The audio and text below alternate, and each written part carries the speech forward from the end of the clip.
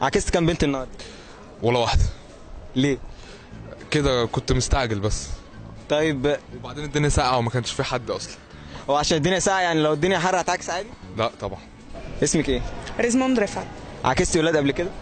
لا لا لا لا طبعا. ليه؟ عشان ما فيش بنت تعكس ولد، يعني استحالة. زياد. عكست كام بنت النهارده؟ النهارده عكست 4. ايه ده؟ 4؟ بس. انت معدي. جدا. طب ليه بتعكس البنات؟ لازم اعكسه. يعني عشان اللبس؟ اللبس والشكل وكل حاجه. طب امتى ما تعكسش بنت؟ لما الاقيها محترمه، لابسه لبس محترم وماشيه كويس، ماشيه محترمه، مش هعكسها. طب ولو شفت اي بنت يعني لابسه اي حاجه تانية غير الحشمه دي هتعكسها عادي؟ لا من كترهم بقى. اعكسها عادي. طيب ايه اكتر حاجه يعني ضحكتك لما اتعكستي قبل كده؟ إيه انا؟ الموقف اللي حصل بعد ما سمعتي المعاكسه دي ضحكتي جامد؟ لا لا لا مش فاكرة خالص؟ اسمك ايه؟ روين. عكستي كام ولد النهارده؟ النهارده بصراحه لا. طب قبل كده كنت بتعكسي؟ مش محترمة. عكستي ولاد النهارده؟ يعني ساعات. انا من تانية ثانوي وما عكستش. عكستي كام ولد النهارده؟ لا اي واحد بشوفه.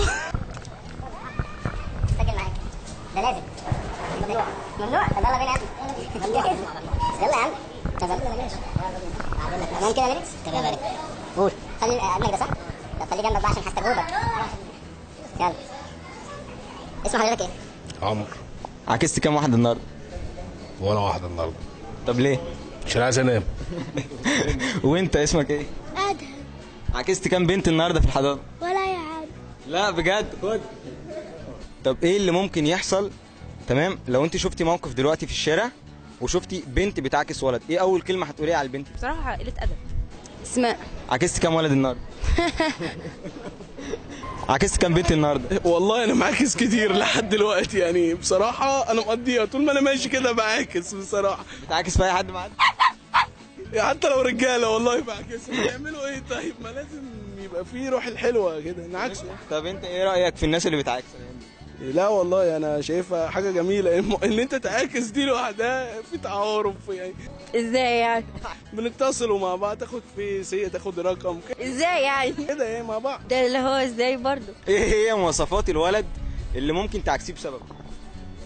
وقت كده. بص، لازم يبقى جاي عليا كده يشد اعجابي كده طول بعرض. فين الانوثة هنا؟ بادي بيلدينج يعني. ايوه حاجه كده يعني لازم تشدني. عكست كام بنت النهارده نفسيا مش ظاهريا؟